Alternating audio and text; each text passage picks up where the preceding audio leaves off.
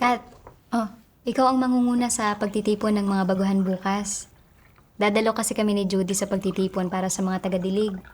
Dahil katapusan na ng buwan, kailangan namin gumawa ng buwan ng pagsusuri. Sige, walang problema. may problema ako. Ano yun? Kinakabahan ako. Relax ka lang. Online na pagtitipon lang naman yun. Bakit ka kinakabahan? Hindi mo lang alam. May 30 baguhan ang dadalo bukas. Likas kasi akong introvert at hindi magaling magsalita. Kapag mas maraming tao, mas natatakot ako. Hindi ko kaya. Naiintindihan ko ang nararamdaman mo. Ganyan-ganyan din ako noon. Lalo na sa mga sitwasyong maraming tao. Kinakabahan ako at iniiwasan ko yun hanggat maaari. Talaga? Paano hindi ko napansin yun? Oo nga, hindi ko rin napansin yun. Mas maayos na ngayon, pero hindi ako ganito dati. Mababa na ang tingin ko sa sarili ko mula pagkabata. Noong bata ako, dahil abala sa paghahanap buhay ang mga magulang ko at wala silang oras sa pag-aalaga sa akin, ipinadala nila ako sa lola ko para doon na ako palakihin. Noong panahong iyon, kasagsagan ng family planning census. At dahil hindi ako nakarehistro sa bahay ng lola ko para maiwasan ang multa, sa tuwing may inspeksyon ng family planning sa nayon, kinakarga ako ng lola ko at itinatago ako.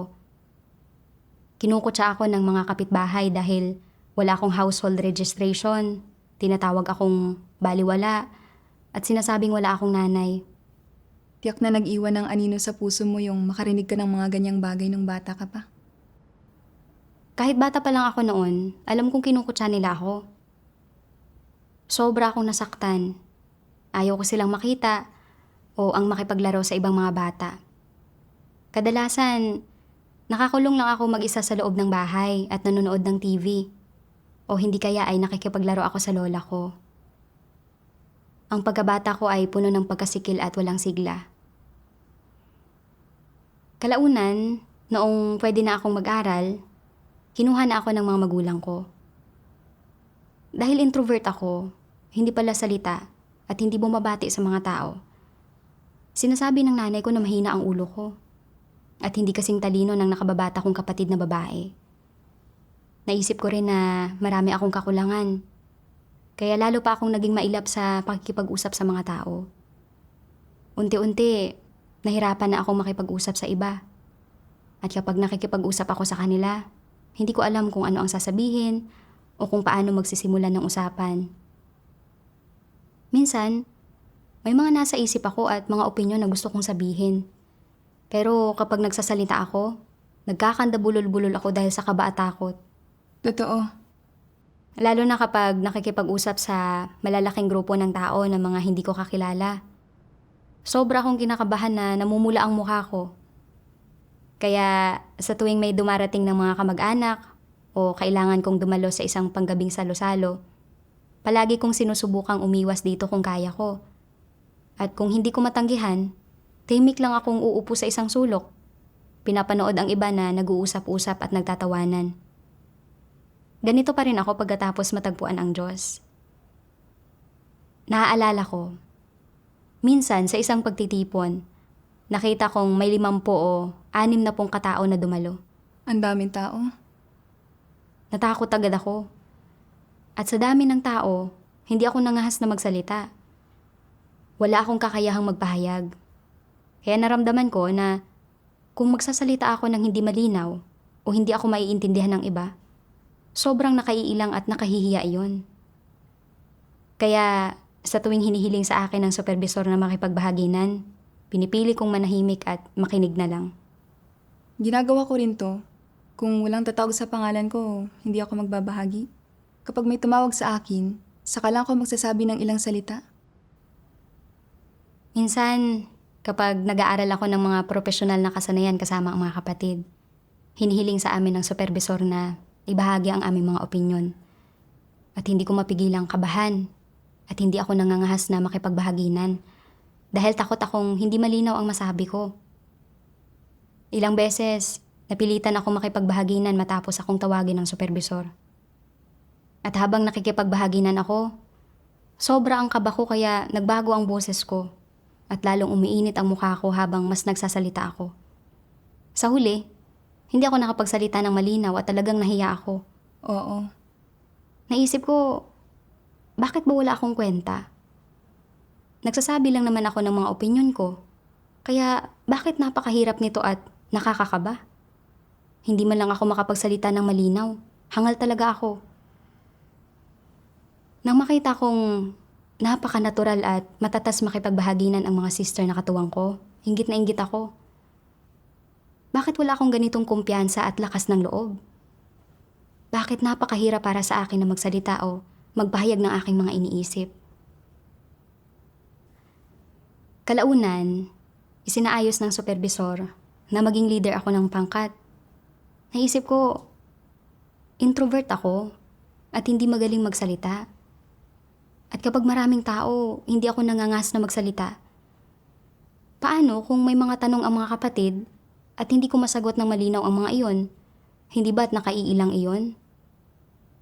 Gusto ko na lang sanang humanap ng iba ang supervisor. At mas gugustuhin kong maging isang tahimik na miyembro na lang ng pangkat. Oo. May sinabi ka ba? Wala. Natakot ako na baka magkaroon ng masamang impresyon sa akin ang supervisor kung tatanggihan ko ang tungkulin. Kaya binaliwala ko na lang ang isiping iyon. Nang subaybayan ko ang gawain ng mga kapatid pagkatapos, natatakot pa rin ako. At kapag nagtatanong sila sa akin, gusto kong iba na lang ang sumagot. Dahil takot akong hindi ko maipaliwanag ng malinaw ang mga bagay-bagay o hindi ko malutas ang mga problema nila. Kapag hindi ko na maiwasan, pinipilit ko ang sarili kong magsabi ng ilang salita. Pero kabadong-kabado pa rin ako. Dahil nakikita ko ang sarili ko na ganito, hirap na hirap ang kalooban ko. At napagtanto ko na ang kalagayang ito ay lubhang nakaaapekto sa normal na pakikipag-usap ko sa iba at sa abilidad kong gawin ang aking mga tungkulin. Tama. Kung hindi ko ito babaguhin sa lalong madaling panahon, lalo akong magiging pasibo sa mga tungkulin ko. At siguradong maaantala nito ang gawain.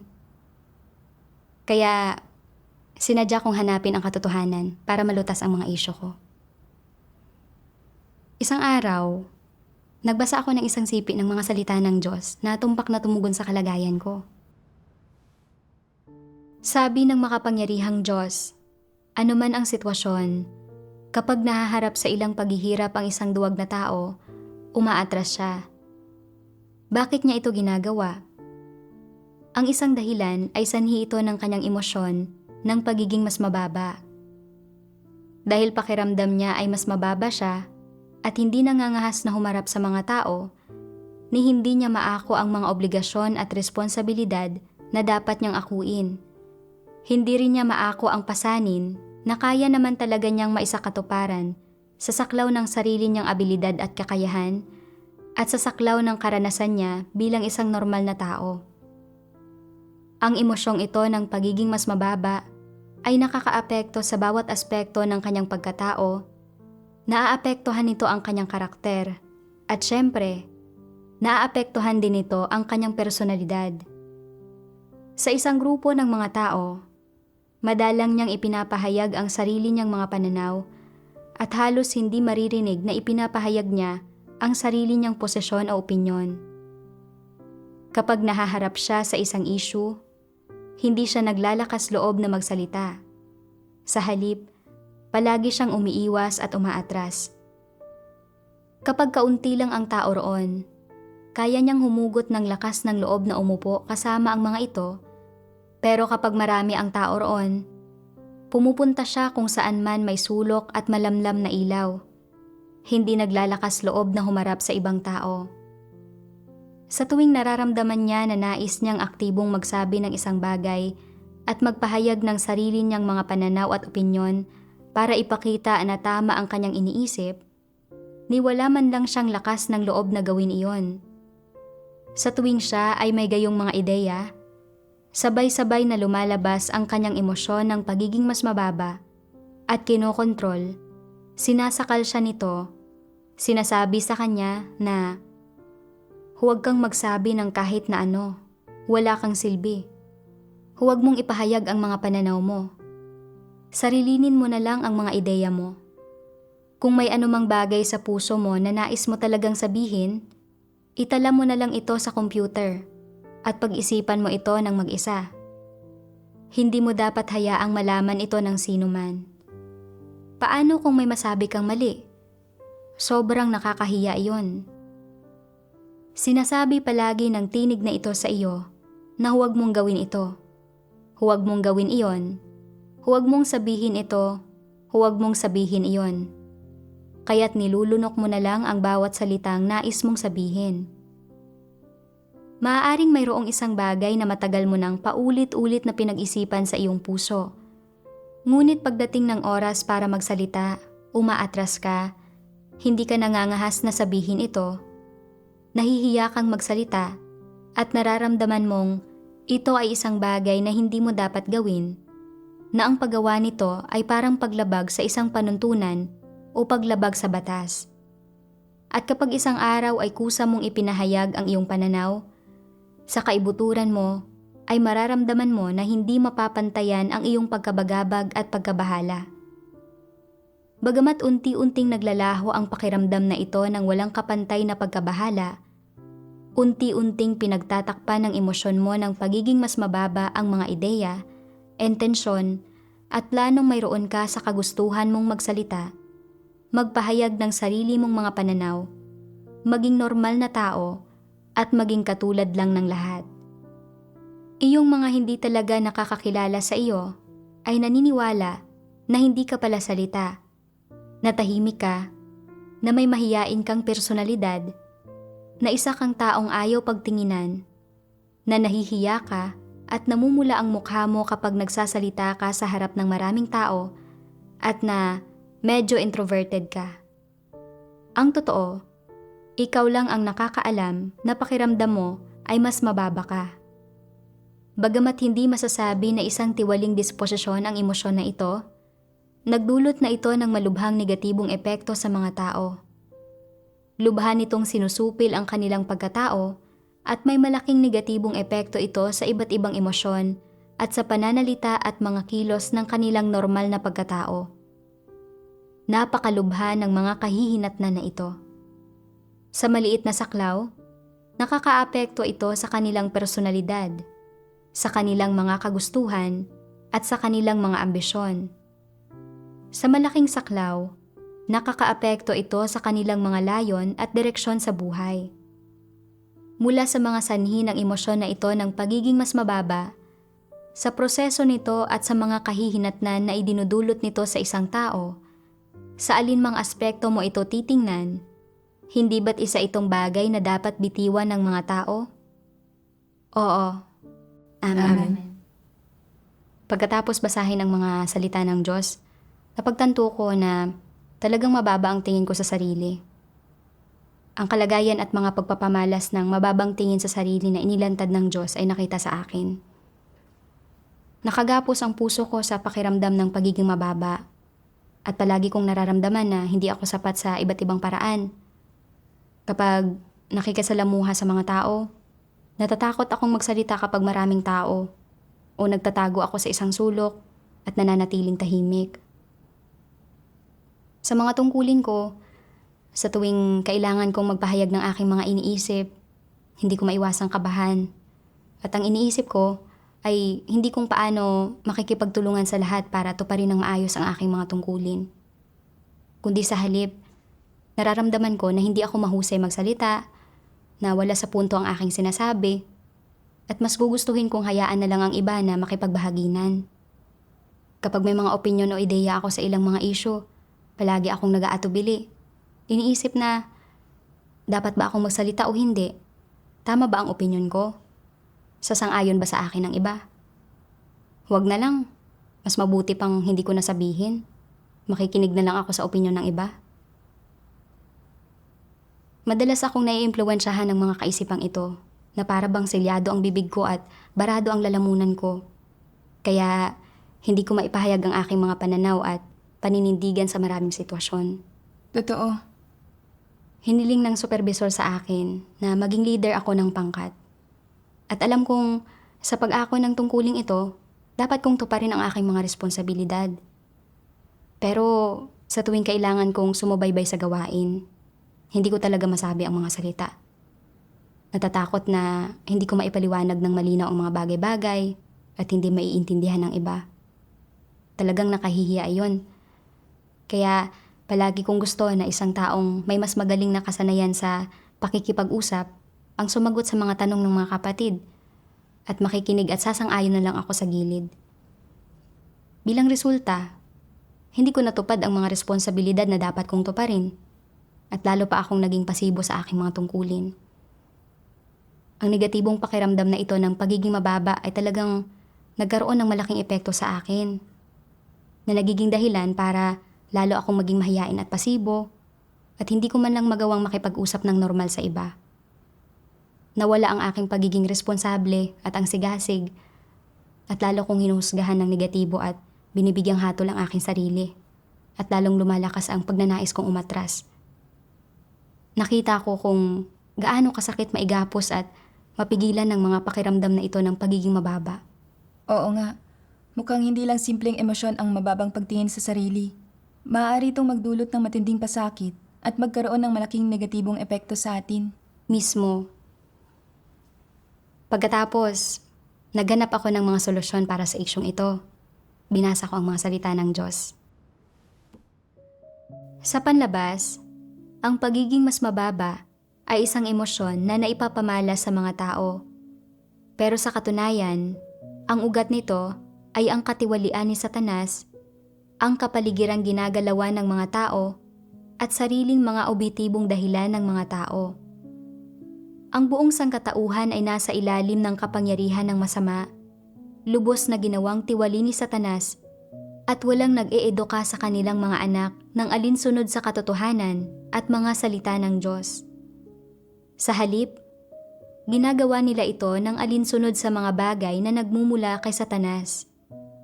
Kaya naman, maliban sa ginagawa nitong tiwali ang mga disposisyon at diwa ng mga tao, ang kahihinatnan ng pagtuturo sa susunod na henerasyon at buong sangkatauhan gamit ang mga bagay na kay Satanas ay ang pag-usbong ng mga negatibong emosyon sa mga tao. Kung pansamantala lamang ang mga umuusbong na negatibong emosyon, hindi ito magkakaroon ng malaking epekto sa buhay ng isang tao.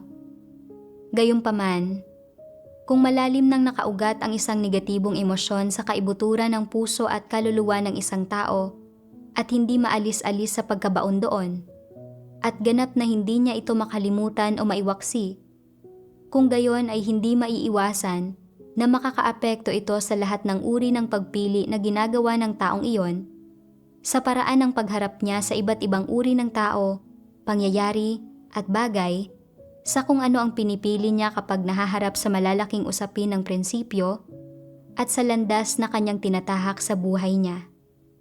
Ito ang tunay na epekto ng lipunan ng tao sa bawat individual. Ang isa pang aspekto ay ang sariling mga obitibong dahilan ng mga tao. Ibig sabihin, ang edukasyon at mga turo na natatanggap ng mga tao habang lumalaki sila, lahat ng kaisipan at ideya kasama ang mga paraan ng pag-asal na tinatanggap nila, gayon din ang iba't ibang kasabihan ng tao, ay lahat nagmumula kay Satanas. Kaya wala nang kakayahan ang mga tao na pangasiwaan at pawiin mula sa tamang perspektiba at posisyon ang mga isyong ito na nakahaharap nila. Sa makatwid, nang hindi nalalaman, sa ilalim ng impluwensya ng malupit na kapaligirang ito, at nang nasisiil at nakukontrol nito, hindi sinasadya na nagkakaroon ang tao ng iba't ibang negatibong emosyon, gaya ng emosyon ng pagiging mas mababa, at ginagamit ang mga ito para subukang labanan ang mga problemang wala siyang kakayahan na lutasin, baguhin o pawiin. Ipagpalagay na ang iyong mga magulang, guro, nakatatanda, at ang ibang tao sa paligid mo ay pawang may hindi makatotohanang pagsusuri sa iyong kakayahan, pagkatao at karakter, at sa huli, ang ginagawa nito sa iyo ay aatakihin ka, aapihin, susupilin, itatali, at igagapos. Sa huli, kapag wala ka ng anumang abilidad na lumaban, wala kang ibang pagpipilian kundi ang pumili ng isang buhay ng tahimik na paglunok sa iyong mga hinaing at piliing labag sa loob na tanggapin at tahimik na pagtiisan ang ganitong uri ng hindi patas at hindi makatarungang realidad. Kapag tinanggap mo ang realidad na ito, ang damdaming sa huli ay lilitaw sa iyo ay hindi kaligayahan, kasiyahan, o isang bagay na positibo o nakapagpapasigla. Hindi ka mamumuhay ng mahigit na motibasyon at mas malaking pagkadama ng direksyon, lalo namang hindi mo hahangarin ang tumpak at tamang mga layon para sa buhay ng tao, kundi sa halip ay isang malalim na emosyon ng pagiging mas mababa ang lilitaw sa iyo. Kapag lumitaw ang emosyong ito sa iyo, pakiramdam mo ay wala kang magawa. Kapag naharap ka sa isang issue, kung saan nangangailangan na magpahayag ka ng pananaw, hindi mabilang na beses mong pag-iisipan ang gusto mong sabihin at ang pananaw na nais mong ipahayag sa kaibuturan ng iyong puso, pero hindi ka pa rin mangangahas na sabihin ito. Kapag may isang tao na nagpapahayag ng pananaw na pareho ng sa iyo, nadarama mo lang sa puso mo ang isang kumpirmasyon. Isang kumpirmasyon na hindi ka mas masahol kaysa sa ibang tao. Pero kapag nangyayaring muli ang ganoong sitwasyon, sinasabi mo pa rin sa iyong sarili, hindi ako pwedeng magsalita ng walang ingat, pagtinginan, o maging katatawanan. Wala akong kwenta. Ako ay estupido, hangal at tunggak. Kailangan kong matutong magtago. Kailangan kong makinig lang at hindi magsalita. Mula rito ay makikita natin na simula sa punto ng pag-usbong ng emosyon ng pagiging mas mababa hanggang sa kapag malalim na itong nakabaon sa kaibuturan ng puso ng isang tao, napagkakaitan na siya ng sarili niyang malayang kalooban at ng mga lehitimong karapatan na ipinagkaloob sa kanya ng Diyos, hindi ba? Oo. Sa ganitong paraan siya napagkaitan ng mga bagay na ito. Amen.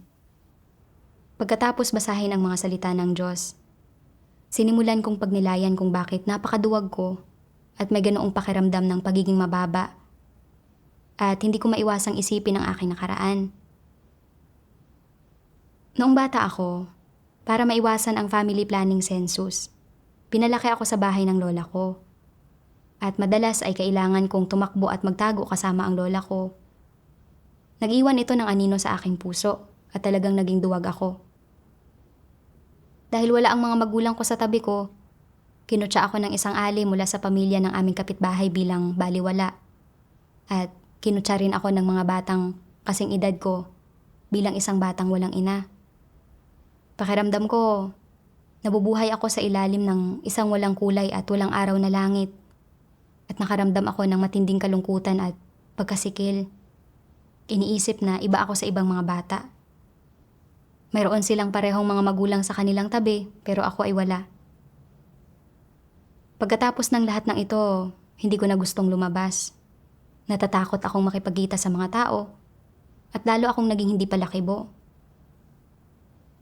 Pagkatapos magsimula sa eskwela, dahil mahiyain ako at walang pakiramdam ng seguridad, bihira akong makipag-usap sa aking mga kaklase tuwing break. Pinapanood ko silang nag-uusap, nagtatawanan, at naglalaro pagkatapos ng klase. Pero hanggang sa panonood at pagkainggit lang ako, palaging nararamdaman na iba ako sa kanila. Isang karanasang nag-iwan ng malalim na marka sa akin ay nangyari sa klase sa Chinese. Dahil napakahina ng boses ko noong sumagot ako sa isang tanong, sarkastikong sinabi ng guro, dapat yata kitang ikuha ng megaphone. At pagkasabi niya nito, nagtawanan ang buong klase. Noong sandaling iyon, pakiramdam ko ay ako ang katatawanan ng buong klase at gusto ko na lang itago ang mukha ko. Dahil sa karaniwan kong mga grado at sa paghamak ng guro, pagkatapos ng ganoong pangungutya, lubhang nasugatan ang pagpapahalaga ko sa sarili. Talagang nasaktan ka ng mga tao sa paligid mo. Pagbalik ko sa bahay ng mga magulang ko, nakita kong madalas silang mag-away at lalo akong nakaramdam ng pagkasikil at kalungkutan. Dahil matagal akong naipit sa ganitong emosyonal na kalagayan, kinailangan kong sarilinin ang maraming iniisip at nararamdaman. Dahil palagi akong tahimik at mukhang naiilang kapag nakikitungo sa mga tao o maharap sa mga sitwasyon. May galit at kawalang magawa ang mga magulang ko sa pakikitungo sa akin. At sinasabi nila sa akin, "Hangal ka ba? Hindi ka man lang makapagsalita ng maayos. Ang hirap mong intindihin." Sa paglipas ng panahon, sinimulan kong tanggapin na wala akong kwenta at hindi ako magaling magsalita.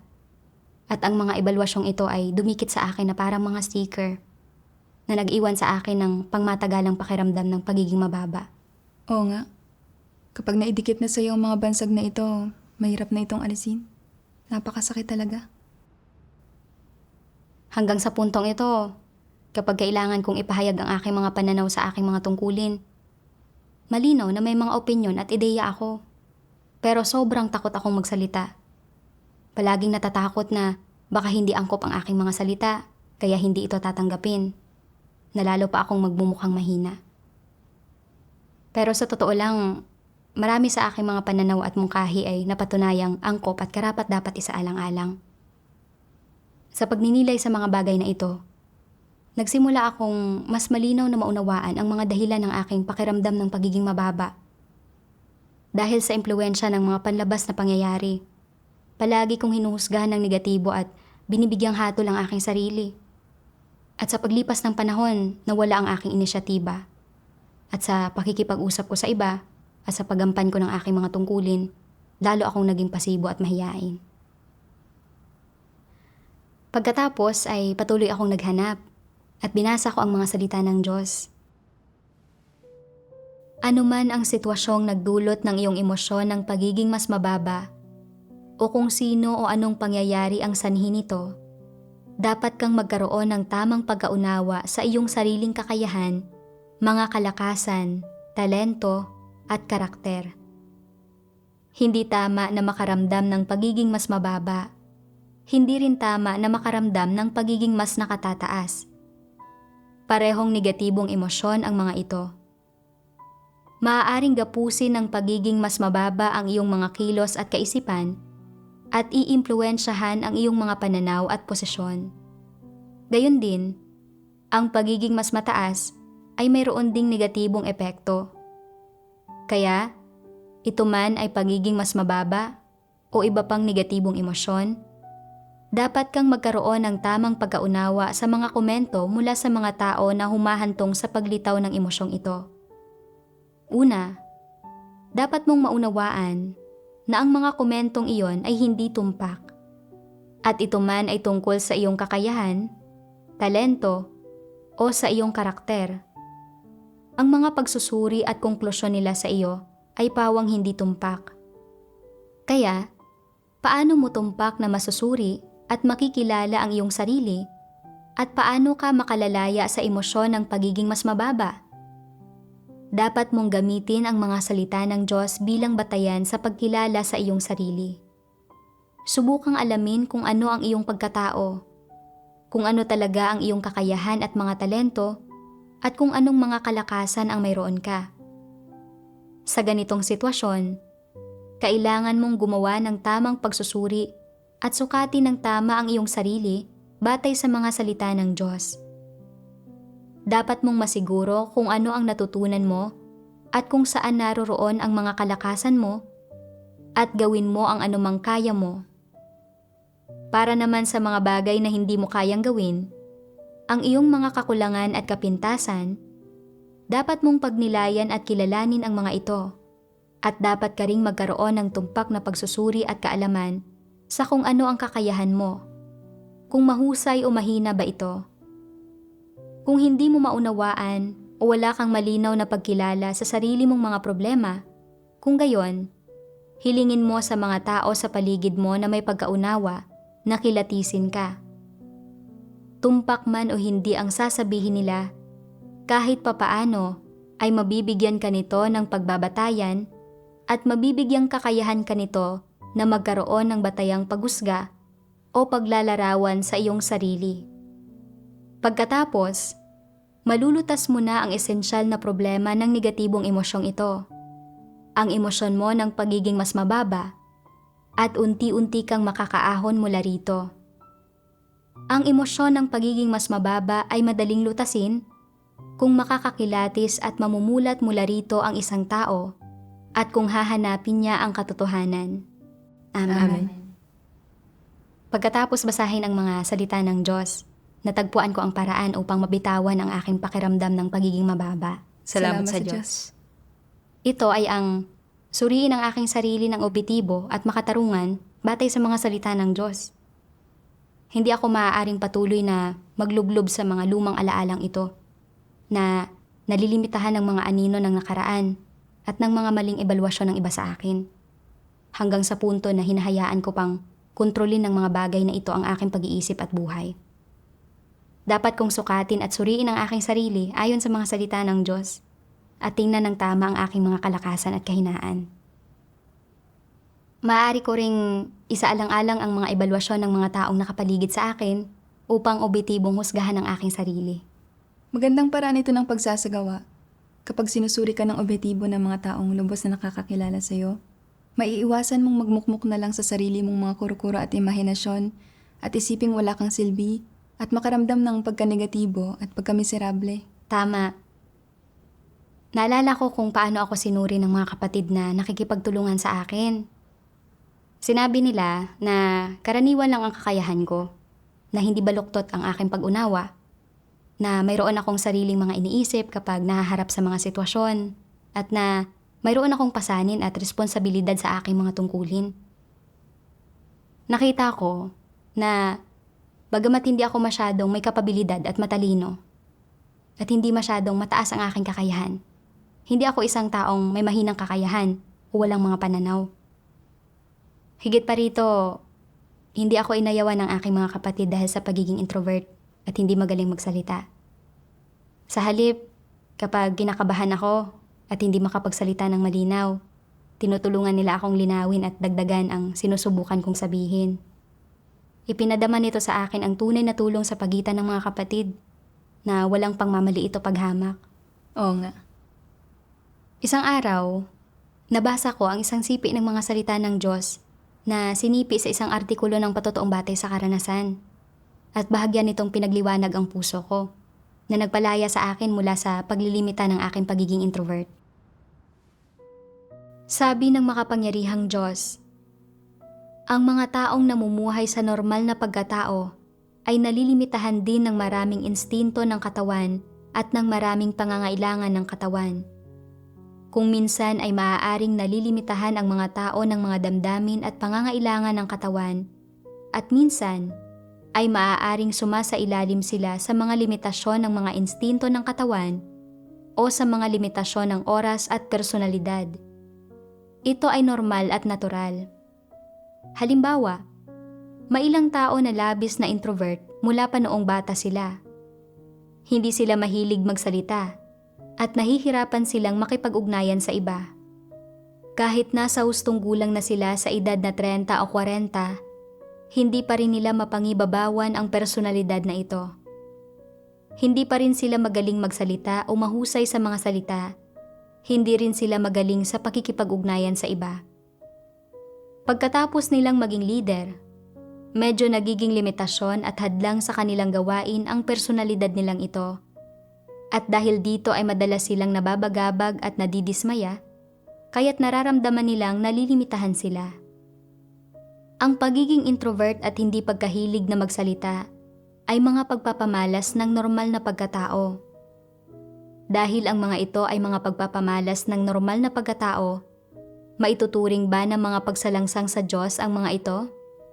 Hindi. Hindi mga pagsalangsang ang mga ito. At tatratuhin ng Diyos ng tama ang mga ito. Ano man ang iyong mga problema, depekto, o mga kapintasan, hindi issue ang mga ito sa mga mata ng Diyos. Tinitingnan lang ng Diyos kung paano mo hinahanap ang katotohanan, isinasagawa ang katotohanan, kung paano ka kumikilos ayon sa mga katotohanang prinsipyo, at sumusunod sa daan ng Diyos sa ilalim ng mga likas na kalagayan ng normal na pagkatao. Ang mga ito ang tinitingnan ng Diyos. Amen. Palagi kong inaayawan ang sarili ko dahil sa pagiging introvert at hindi magaling magsalita. At madalas akong minamaliit at hinahamak ng mga kaklase at kasamahan. Pero sinasabi ng Diyos na ang mga bagay na ito ay mga pagpapamalas ng normal na pagkatao. Sa wakas ay napagtanto ko na ang pagiging introvert at hindi magaling magsalita ay hindi mali. At na hindi ito isang bagay na dapat ikahiya.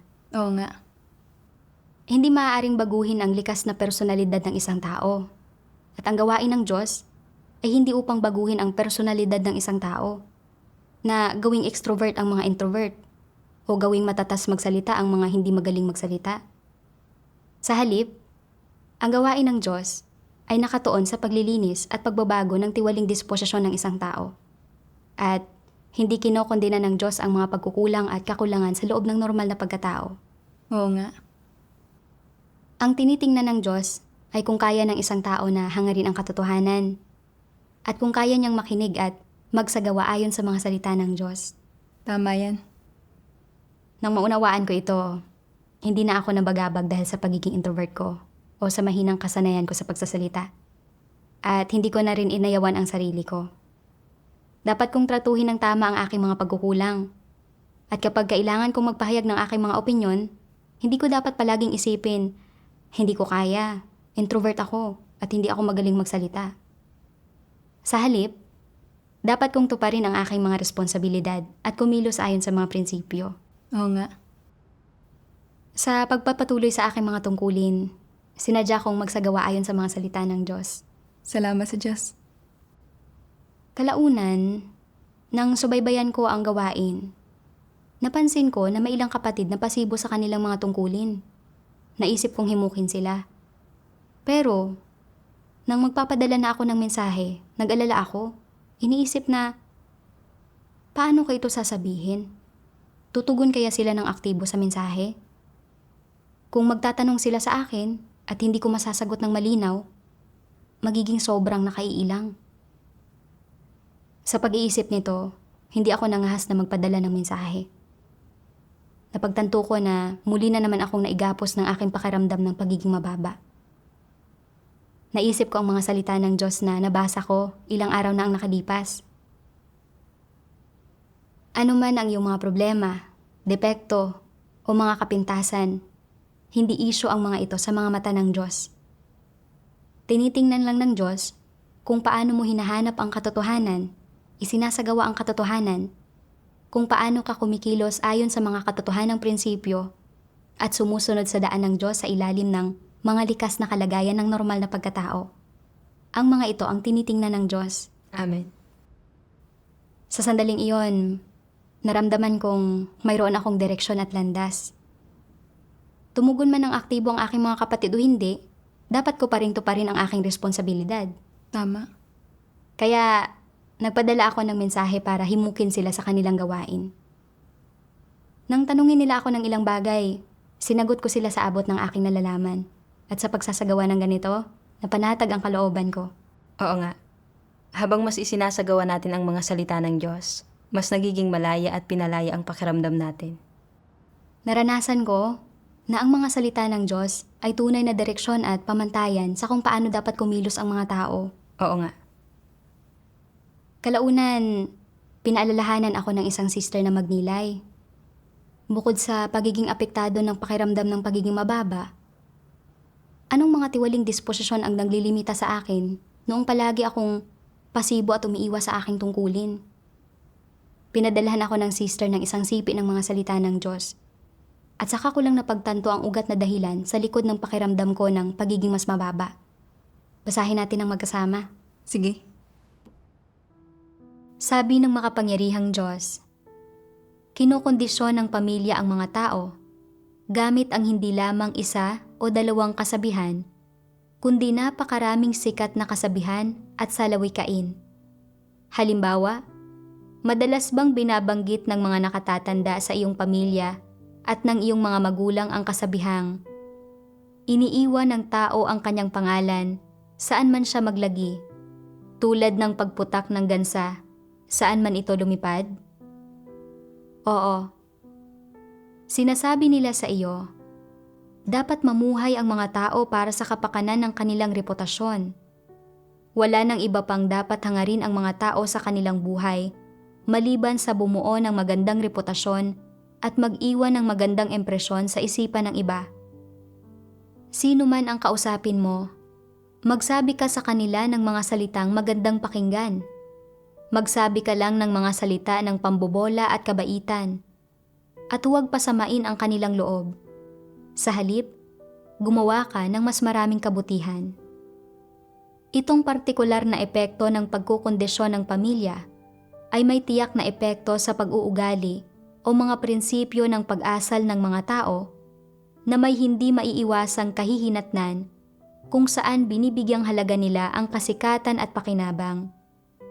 Ibig sabihin, binibigyang halaga nila ang kanilang sariling reputasyon, katanyagan, ang impresyong nililikha nila sa isipan ng mga tao, at ang ebalwasyon ng iba sa lahat ng kanilang ginagawa at bawat opinyon na kanilang ipinapahayag. Lubos na pinahahalagahan ng mga tao ang kasikatan at pakinabang. Kaya ang mga salita ng mga sikat na kasabihang iyon at mga prinsipyo sa pakikitungo sa mga bagay-bagay sa tradisyonal na kultura ay nagkakaroon ng nangingibabaw na posisyon sa kanilang puso, tuluyan pa ngang sumasakop sa kanilang puso. Nang hindi namamalayan, itinuturing na nilang hindi mahalaga kung ginagawa ba nila ang kanilang tungkulin alinsunod sa katotohanan at mga prinsipyo, at maaari pa nga nilang talikuran ng lubusan ang gayong mga pagsasaalang-alang. Sa kanilang puso, ang mga satanikong pilosopiyang iyon at mga sikat na kasabihan ng tradisyonal na kultura tulad ng iniiwan ng tao ang kanyang pangalan saan man siya maglagi, tulad ng pagputak ng gansa saan man ito lumipad, ay nagiging napakahalaga. Ang lahat ng ginagawa mo ay hindi para maisagawa ang katotohanan, ni hindi para mapalugod ang Diyos. Sa halip, ito ay para sa sarili mong reputasyon. Sa ganitong paraan, ano ang hindi namamalayang kinahinatnan ng lahat ng iyong ginagawa? Ito ay naging isang relihiyosong gawain. Naging ano ang iyong diwa? Naging tipikal na modelo ka ng isang pareseyo. Naging ano ang landas mo? Ito ay naging landas ng isang antikristo. Ganyan ito inilalarawan ng Diyos. Kaya, ang diwa ng lahat ng iyong ginagawa ay nagbago. Iba na ito ngayon. Hindi mo isinasagawa ang katotohanan o hinahangad ito. Sa halip ay hinahangad mo ang kasikatan at pakinabang. Sa huli, para sa Diyos, ang paggawa ng iyong tungkulin, sa isang salita, ay hindi pasok sa pamantayan. Bakit ganoon? Dahil deboto ka lamang sa sarili mong reputasyon, sa halip na sa ipinagkatiwala sa iyo ng Diyos o sa iyong tungkulin bilang isang nilikha. Sapagkat ang diwa ng lahat ng ginagawa mo ay para lamang sa iyong reputasyon at para lamang isagawa ang kasabihang, iniiwan ng tao ang kanyang pangalan saan man siya maglagi, tulad ng pagputak ng gansa saan man ito lumipad. Hindi ito paghahangad sa katotohanan.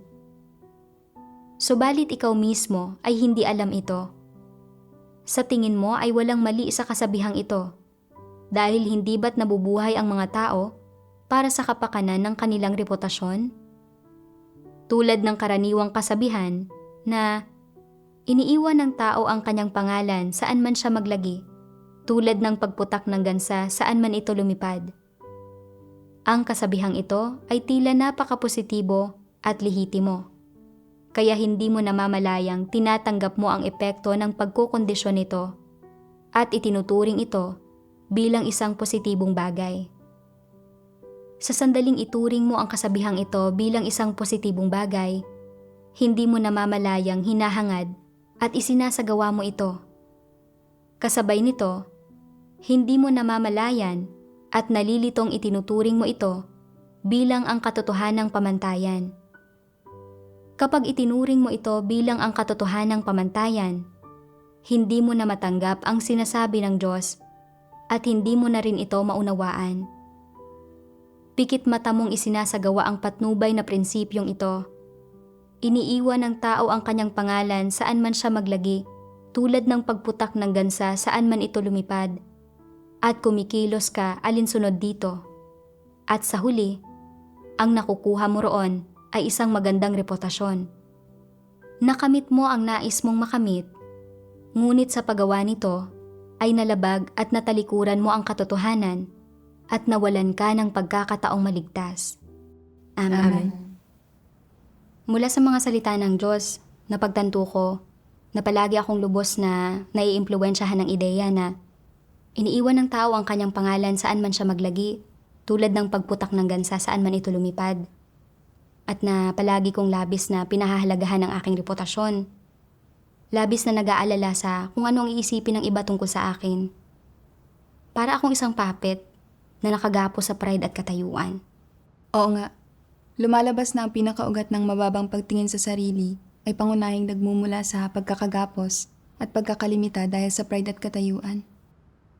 Naisip ko kung paanong ang pagtatalaga sa akin ng supervisor bilang leader ng pangkat ay talagang isang magandang pagkakataon para ako ay magsanay. Sa pakikipag-usap at pagkatuto kasama ang mga kapatid, isa rin itong magandang pagkakataon para mapunan ko ang aking mga kakulangan. Kung mali ang aking mga pananaw, matutulungan ako ng mga kapatid na itama ang anumang mga paglihis. Ngunit palagi akong nalilimitahan ng aking pride. At kapag nakikita kong maraming tao at kailangan kong magbahagi ng aking mga pananaw, ang una kong reaksyon ay palaging hindi ko ito kaya. Natatakot akong mailantad ang aking mga pagkukulang, na magkaroon ng masamang impresyon sa akin ang mga kapatid at maliitin ako. Bilang resulta, hindi ko nasabi ang dapat kong sabihin o natupad ang mga responsibilidad na dapat kong tuparin, na naging dahilan para maging napakapasibo ko sa paggawa ng aking mga tungkulin. Masyado kong pinahalagahan ang aking personal na pride at katayuan. Upang protektahan ang aking pride at katayuan, pinalampas ko ang maraming pagkakataon para isagawa ang katotohanan at tuparin ang aking mga responsibilidad. At pinalampas ko ang napakaraming pagkakataon para tanggapin ang gawain ng banal na espiritu. Tama. Kinailangan kong sadyang isagawa ang katotohanan at hindi na mamuhay para sa pride o katayuan. Kalaunan, dahil sa mga pangangailangan sa gawain, kinailangan kong gawin ang aking mga tungkulin sa ibang pangkat. At hiniling sa akin ng leader ng pangkat na subaybayan ang gawain ng mga kapatid at pangunahan ang mga pagtitipon ng grupo. Naisip ko, hindi ako magaling magsalita. Kung hindi ko maipapaliwanag ng malinaw ang mga bagay-bagay at hindi maintindihan ng mga kapatid, hindi ba't mamaliitin ako ng mga tao? Medyo kinabahan ako at hindi mapakali. Ngunit napagtanto ko na pinahintulutan ng Diyos na dumating sa akin ang tungkuling ito upang bigyan ako ng pasanin at para mas makapagsanay ako. Kaya naman, tinanggap ko ang tungkuling ito. Salamat sa Diyos. Noong una, kapag nakikipagtipon ako kasama ang mga kapatid, kasama ko ang aking katuwang sa pag-host at kinakabahan pa rin ako bago makipagbahaginan. Nag-aalala na kung hindi ko magawang makipagbahaginan ng maayos, mamaliitin ako ng mga kapatid. Ngunit nang maisip ko kung paanong ito ay ang aking tungkulin, nakaramdam ako ng responsibilidad at nagawa kong makipagbahaginan ng may lakas ng loob. Bagamat kinakabahan pa rin ako habang nakikipagbahaginan pagkatapos ng ilang pagtitipon, natuklasan ko na matapos kong maingat na pagnilayan ang mga salita ng Diyos, hindi na ako gaanong kinakabahan kapag nakikipagbahaginan. Hindi ko na masyadong inintindi kung maganda ba o hindi ang aking pakikipagbahaginan at mas gumaan ang pakiramdam ko. Ang kaunting pagbabagong ito na nagawa ko ay bunga ng paggabay sa akin ng mga salita ng Diyos. Salamat sa Diyos. Salamat sa Diyos. Ako na ang magdaraos ng pagtitipon para sa mga baguhan bukas. Kailangan ko ring bitiwan ang pride ko at kumawala sa mababang pagtingin ko sa sarili. Tama. Salamat sa Diyos.